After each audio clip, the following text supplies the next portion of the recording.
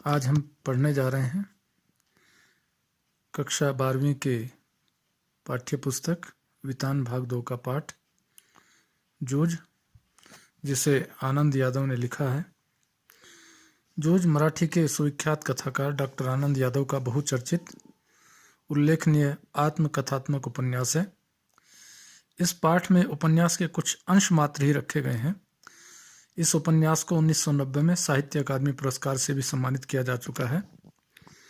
जूझ एक किशोर के भोगे हुए गंवई जीवन के खुरदरे यथार्थ और आंचलिक परिवेश की जीवंत गाथा है। लेखक अपने बचपन की स्मृति को याद करते हुए कहता है कि मेरा मन पाठशाला जाने के लिए बेचैन रहता था, परंतु लेखक के पिता उसे पाठशाला नहीं भेजना चाहते थे। वे स्वयं कोई काम न करके खेत का सारा काम लेखक से करवाते थे, इसलिए उन्हें लेखक का पाठशाला जाना बिल्कुल भी पसंद नहीं था।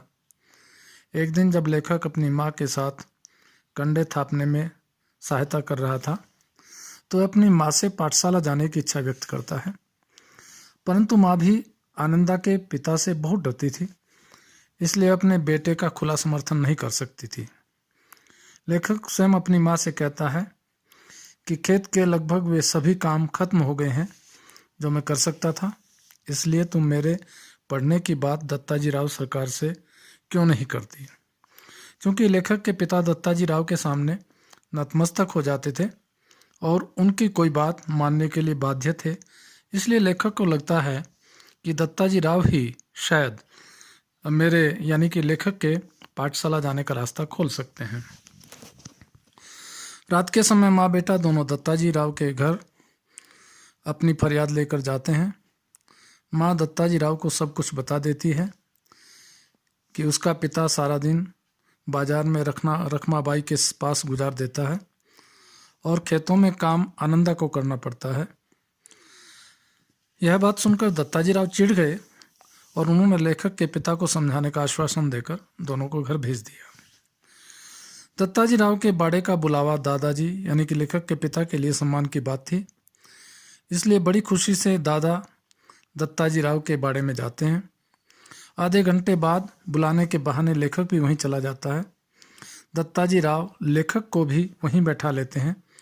बातचीत में दत्ताजी राव लेखक से पूछते हैं कि कौन सी कक्षा में पढ़ता है रे तू। लेखक कहता है जी 5वीं में पढ़ता था, किंतु अब नहीं जाता हूँ। वार्तालाप में लेखक दत्ताजी राव को यह सब बता देता है कि मुझे पाठशाला दादा नहीं जाने देते। दत्ताजी ने दादा पर खूब गुस्सा किया, तो अपनी पत्नी और बच्चों को काम में जोत कर किस तरह खुद गांव में खुले सांड की तरह घूमता है, इस तरह से कहते हैं। अंत में दत्ताजी आनंदा यानी कि लेखक को सुबह पाठशाला जाने को कहते हैं।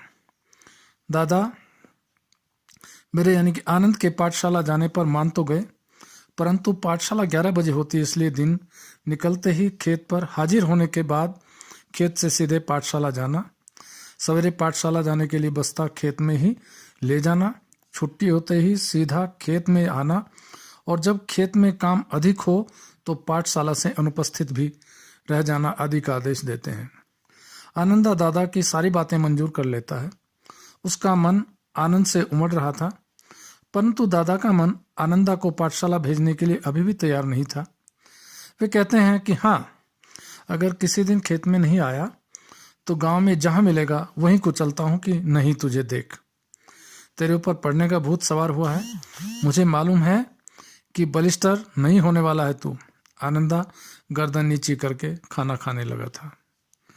अगले दिन आनंदा की पाठशाला में जाना फिर शुरू हो गया। वह गर्मी, सर्दी, हवा, पानी, भूख प्यास आदि की बिल्कुल भी परवाह नहीं करता था।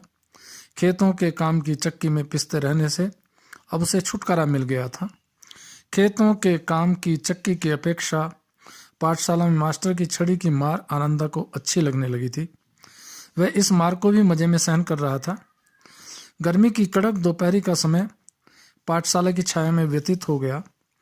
आनंदा की 5वीं कक्षा के पहले उसके पहचान के 2 ही लड़के थे। उसकी पहचान के सभी लड़के अगली कक्षा में चले गए थे। अपनी उम्र से कम उम्र के बच्चों के साथ कक्षा में बैठना आनंदा को बुरा लग रहा था, किंतु आनंदा को पढ़ना था। वह पुरानी पुस्तकों को लट्ठे के बने बस्ते में ले गया था, लेकिन अब पुरानी हो चुकी थी। लेखक की कक्षा में एक शरारती लड़का जिसका नाम चौहान था, वह सदा आनंदा की खिल्ली उड़ाया करता था। वह उसके मैले गमछे को कक्षा में इधर उधर फेंकने लगता था कि तभी वहां पर मास्टर जी आ गए और गमछा टेबल पर ही रह गया। आनंदा की धड़कन बढ़ गई और उसका दिल धक धक करने लगा। पूछताछ से मास्टर जी को जब यह पता चला कि यह शरारत चौहान ने की है तो इसे खूब लताड़ते हैं। लेखक के बारे में पूछने के बाद वह उन्हें वामन पंडित की एक कविता पढ़ाई। छुट्टी के बाद भी कई शरारती लड़कों ने उसकी धोती कई बार खींची थी। आनंदा का मन उदास हो गया क्योंकि कक्षा में कोई भी अपना नहीं था, परंतु आनंदा ने पाठशाला जाना बंद नहीं किया था। पाठशाला में मंत्री नामक मास्टर गणित पढ़ाया करते थे। वे प्रायः छड़ी का प्रयोग नहीं करते थे, बल्कि कमर में घूंसा लगाते थे। शरारती बच्चे उनके सामने उधम नहीं मचा सकते थे। वसंत पाटिल नाम का एक लड़का शरीर से दुबला पतला किंतु बहुत होशियार था। उसके सवाल अक्सर ठीक हुआ करते थे। कक्षा में उसका खूब सम्मान था। वह वसंत पाटिल आनंदा से उम्र में छोटा था। क्योंकि आनंदा ने पाठशाला छोड़कर गलती की थी, परंतु फिर भी मास्टर जी ने कक्षा की मॉनिटरी आनंदा को ही सौंपी। आनंदा पहले से ज़्यादा पढ़ाई करने लगा था। हमेशा कुछ न कुछ पढ़ता रहता था। अब गणित के सवाल उसकी समझ में आने लगे थे। वह वसंत पाटिल के साथ दूसरी तरफ से बच्चों के सवाल जांचने लगा, परंतु फलस्वरूप आनंदा और वसंत पाटिल की दोस्ती जमने लगी थी। मास्टर जी अब लेखक को आनंदा कहकर पुकारने लगे थे। आनंदा की मास्टरों के साथ आत्मीयता बढ़ गई और पाठशाला में उसका विश्वास बढ़ गया था। पाठशाला में नवा सौंदलगेकर मराठी के मास्टर थे। जब वे मराठी में कोई कविता पढ़ाते तो स्वयं भी उसमें खूब रम जाते थे। उनके पास सुरीला गला, छंद की बढ़िया चाल और रसिकता सब कुछ था। उन्हें मराठी की कविताओं के साथ साथ अंग्रेजी की अनेक कविताएं भी कंठस्थ थी। वे कविता को सुनाते अभिनय भी किया करते थे। वे स्वयं भी कविता लिखा करते थे।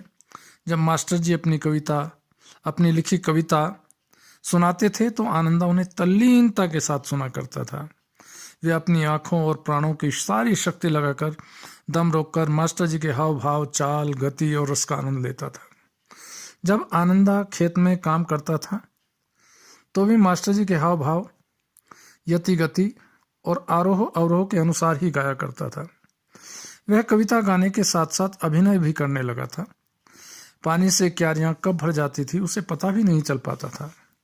पहले आनंदा को अकेलापन कचोटता था, परंतु वह कविता गाकर अपने अकेलेपन को खत्म कर सकता था। अब वह अपने आप से ही खेलने लगा था, बल्कि अब उसे अकेलापन अच्छा लगने लगा था, क्योंकि अकेलेपन में वह कविताएं गाकर नाचता भी था और अभिनय भी करता था। अब वह कुछ अपनी भी कविताएं बनाने लगा था। एक बार तो मास्टर जी के कहने पर उसने बड़ी कक्षा के बच्चों के सामने कविता सुनाई थी। इस तरह आनंदा के अब कुछ नए पंख निकल आए थे। वह अपने मराठी मास्टर के घर से काव्य संग्रह लाकर पढ़ता था। अब आनंदा को भी लगने लगा था कि वह खेतों और गांव के दृश्यों को देखकर कविता लिख सकता है। वह भैंस चराते चराते फसलों और जंगली फूलों पर तुकबंदी कर कविता लिखने लगा था। जब किसी रविवार को कोई कविता बन जाती तो सोमवार को मास्टर जी को दिखाता था। मास्टर जी आनंदा को शाबाशी दिया करते थे। मास्टर जी यह भी बताते थे कि भाषा, छंद, लय, अलंकार और शुद्ध लेखन कविता को सुंदर बना देते हैं। मास्टर जी की ये सभी बातें उसे मास्टर जी के और नज़दीक ले आई। अब वह शब्दों के नशे में डूबने लगा था। तो इस तरह से सौंदलगेकर नामक अध्यापक मराठी पढ़ाते थे तो पूरी तरह से उसमें डूब जाते थे। इसका उसके ऊपर पूरा प्रभाव पड़ा और वो उनसे बड़ा प्रभावित हुआ। कुल मिलाकर के ये पाठ एक छोटा सा बच्चा जो अपनी शिक्षा पाने के लिए किस तरह से प्रयास करता है, किस तरह से अनेक झूठ और सच का सहारा लेकर के किसी भी तरह से वो पढ़ना चाहता है, इसी को आधार बना करके ये जूझ नामक जो एक पाठ हमारी पाठ्य पुस्तक में दिया गया है उसका एक सार था। आशा है सभी बच्चों को पसंद आएगा। धन्यवाद।